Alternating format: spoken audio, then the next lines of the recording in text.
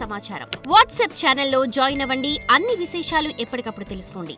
అమ్మ, కామాఖ్య దేవాలయంలో మన స్త్రీలకు జరిగినట్టుగా అక్కడ రజస్వల కూడా అవుతుంది అమ్మవారు అని చెప్పి మరి ఆ జలాన్ని తీర్థంగా కూడా స్వీకరిస్తూ ఉంటారు. అయితే రజస్వల దోషాలు ఉంటే కూడా ఇక్కడ ఈ క్షేత్రంలో అమ్మవారిని దర్శించడం వల్ల ఆ దోషాలు కూడా పోతాయంటారు, నిజమేనంటారా? నిజంగా అవుతాయమ్మా. అదేంటి అంటే అంబుబాచి అని వాళ్ళు చేస్తారు సంవత్సరానికి ఒకసారి. అది ఖచ్చితంగా నిజంగా జరిగే కార్యక్రమం. అది అసలు తప్పు కాదు అని చెప్పడానికి, ఎందుకంటే అది ఎంత ఆ టైంలో అందరూ అక్కడికి వెళ్ళి ధ్యానాలు, జపాలు, పూజలు చేసుకోవడం ఆ 3 రోజులు ఎందుకు అది చూపించాలనుకున్నారు అంటే, రజస్సు అన్నది ఎప్పుడైతే రక్తస్రావం అంటే ఏమిటి, రజస్సు బయటకు వెళ్ళిపోతుంది, అంటే రజోగుణం బయటకు వెళ్తోంది.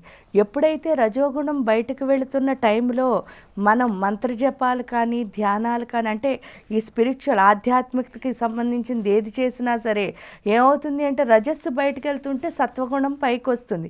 ఆ సత్వగుణం పైకి రావడం ద్వారా మన లోపల మంచి, అంటే ఏంటి అంటే ఆధ్యాత్మికంగా ఎదగడానికి కానీ మన ఆత్మని మనం సంరక్షించుకోవడానికి కానీ చాలా అనుకూలమైన టైం అది. అసలు కామాఖ్య అమ్మవారి గురించి తెలుసుకుంటూ ఉంటే ఇంకా ఆసక్తికరంగా అనిపిస్తూ ఉంటుంది. అయితే చాలామంది దేవతలు వాళ్ళు వీళ్ళు కూడా వచ్చి ఇక్కడ తపస్సు చేస్తూ ఉంటారట, నిజమేనమ్మా? నిజమే. ఎందుకంటే ఫస్ట్ చెప్పిందే, జన్మ ఎక్కడి నుంచి వచ్చిందో మనందరం జగతపితరం వందే పార్వతీ పరమేశ్వరం. ఆ పార్వతీ పరమేశ్వరుల నుంచే, ఆ అమ్మ యోని నుంచే మనం బయటకు వచ్చాం కాబట్టి, మళ్ళీ అక్కడే జన్మరాహిత్యం ఉంది కాబట్టి మోక్షం కోరిన ప్రతి ఒక్కళ్ళు ఖచ్చితంగా వెళ్ళాల్సిన ప్రదేశమే కామాఖ్య. అమ్మ, కామాఖ్య అమ్మవారి దేవాలయంలో దీపారాధన చేసినా, హోమం చేసినా కూడా అక్షయమైన ఫలితాలు అంటారు, నిజమేనంటారా? చాలా అక్షయమైన ఫలితం వస్తుంది. ఎందుకంటే ఈ భూ ప్రపంచం అంటే భూమండలం లేదా ఈ అనేక కోటి బ్రహ్మాండ జన్ని దివ్య విగ్రహ మొత్తం బ్రహ్మాండాలన్నిటికీ శక్తి అనే ప్రసాదించే స్థలమే కామాఖ్య. కాబట్టి అక్కడి నుంచి అక్కడే కూర్చుని మనం చేయడం ద్వారా ఇంకెంత శక్తి వస్తుంది అంటే ఏంటి అంటే, మనం చేయాల్సిన ఒకే ఒక పని ఏంటి అంటే, అక్కర్లేని విషయాలన్నిటినీ వదిలేసి ఆ కామాఖ్య దేవితో మాత్రం సంబంధం పెట్టుకుని అక్కడ కనుక ఉండగలిగితే తప్పకుండా నిజంగా అంత శక్తిని సంపాదించుకోవచ్చు. అక్షయమా ఇంకా ఎంతైనా, ఎందుకంటే పాత్ర పట్టిన వాడికి పాత్ర పట్టినంత వస్తుంది. అమ్మ, చండికాదేవి వైభవం మీ మాటల్లో. చండిక, ఆ చండి అంటేనే ఏంటి అంటే అమ్మవారు ఎంత గొప్పది. చండి అంటే ఏమీ లేదు, రాక్షసులకి దేవతకి జరిగే యుద్ధమే చండి. ఇక్కడ రాక్షసులు అంటే మనకి చూపించారు, శుంభని శుంభులు అన్నారు, మధుకైటబులు అన్నారు, రక్తబీజులు అన్నారు, లేదా చండముండులు అన్నారు. వాళ్ళు ఎవరైనా కావచ్చు. అందరూ ఎవరు అంటే మనలో ఉన్న బద్ధకం, భయం, అహంకారం, ఆత్మన్యూనతాభావం, ఈ కంపేర్ చేసుకునే లక్షణం, జలసి, ద్వేషం, అనురాగం, ఇవేవైతే ఉన్నాయో ఇవన్నీ రాక్షసులు. అమ్మ ఏం చేస్తోంది అంటే లోపల జరిగే ఆ రాక్షసుడికి దేవతకి, ఎందుకంటే చెడ్డ పని చేయాలనిపిస్తూ ఉంటుంది, ఎవరిపైనో పంతం చేయాలనిపిస్తూ ఉంటుంది. మళ్ళీ ఒక్కొక్కసారి చెప్తుంది మనసు పోన్లే వదిలే అంటుంది. అయినా ఒక్కొక్కసారి వింటాం, ఒక్కొక్కసారి వినం. అందుకే సర్వాంతర్యామి అని చెప్తారు. ఏంటంటే దేవుడు ఎక్కడున్నాడు అంటే, సర్వాంతర్యామి అంటే ప్రతి ఒక్కళ్ళ అంతరంలో, అంటే ప్రతి ఒక్కళ్ళ లోపల ఉన్నాడు అని. ఆ లోపల ఉన్న దేవుడు ప్రతిసారి చెప్తూ ఉంటాడు మనం చెడ్డ పని చేస్తూ ఉంటే. కానీ చాలాసార్లు మనం వెనకే తప్పు చేస్తాం. కాబట్టి ఈ వెనక తప్పు చేసి మనని ఈ చండీ అమ్మవారు ఏం చేస్తుందిట, వినేటట్టు చేస్తుంది. ఎప్పుడైతే రాక్షస లక్షణాలు తగ్గిపోయి దేవత లక్షణం పెరిగిపోతుందో అప్పుడు చెడ్డ పనులు అన్నవి మన లోపల తగ్గిపోతాయి. అందుకనే రాక్షసుడికి దేవతకి యుద్ధం అయిన తర్వాత దేవత గెలిచింది మీరు చూస్తే. అంటే ప్రతిసారి దేవత గెలిచినప్పుడల్లా ఏమవుతుంది అంటే మనలో ఉన్న ఒక్కొక్క చెడ్డ రాక్షసుడు బయటకు వచ్చేస్తాడు.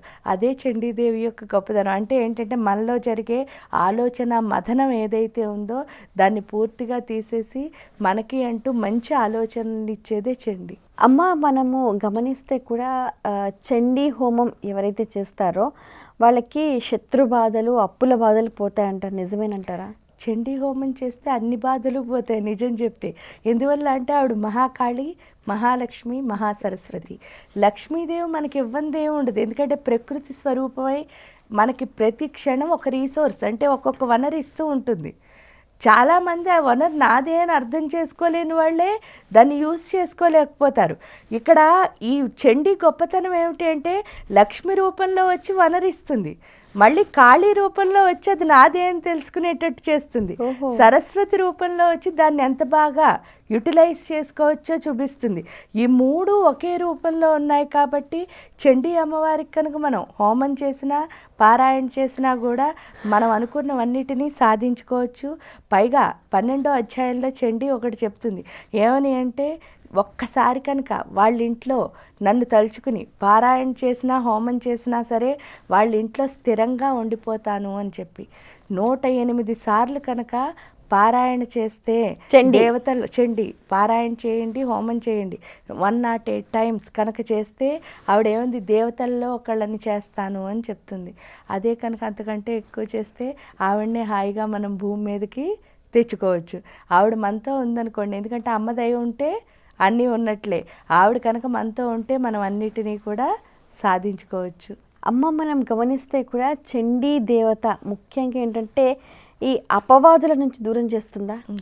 ఎందుకంటే ఈవిడ రక్షణ శక్తి, ఆత్మశక్తిని పెంచడం ద్వారా మనని మనం రక్షించుకోవడం ఎలాగూ అన్నది, దాంతోపాటు మన చుట్టూ ఆవిడే రక్షణ కవచమై మనని రక్షిస్తుంది. కాబట్టి అపవాదులని కాదు, ఏ యొక్క పీడలు బాధలు రాకుండా చండీ అమ్మవారు మనని కాపాడుతుంది.